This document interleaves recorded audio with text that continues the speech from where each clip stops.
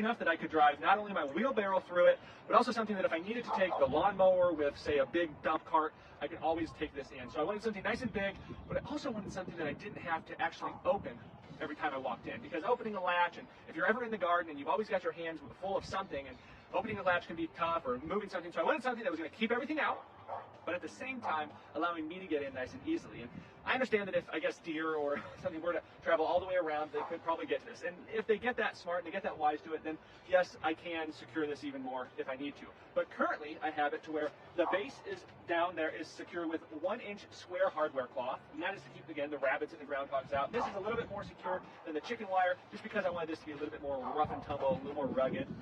And then I just made a barn door. I didn't really follow any patterns. I knew I needed to make a nice square and then sturdy it with my triangle posts there, or my 90-degree boards. And I did that on all 4 sides and added this post here and kind of made my door. And just see I have a simple latch, and all I do is lift it up, and I can open it all the way.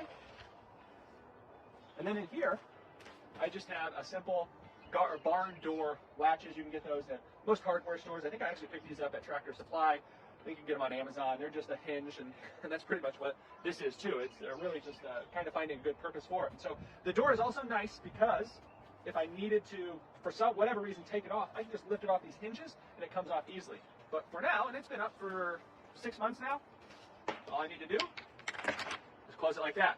And here's the best part. You heard me talk about not wanting to open it every time I need to.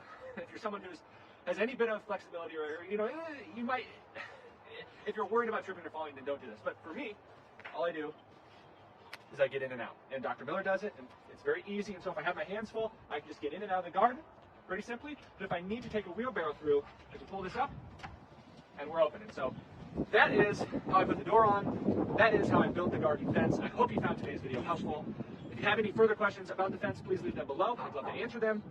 And if you're thinking of putting one up, I'm cheering you on because I have found it to be really helpful.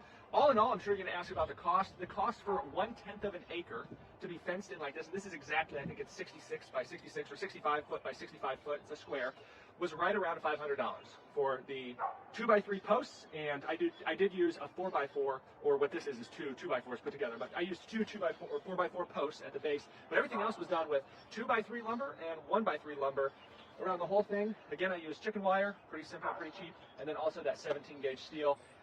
And it turned out great. It's been very useful. It's been up for about 6 months. We've had hurricane-like winds, 50+ miles per hour. It's held up fine.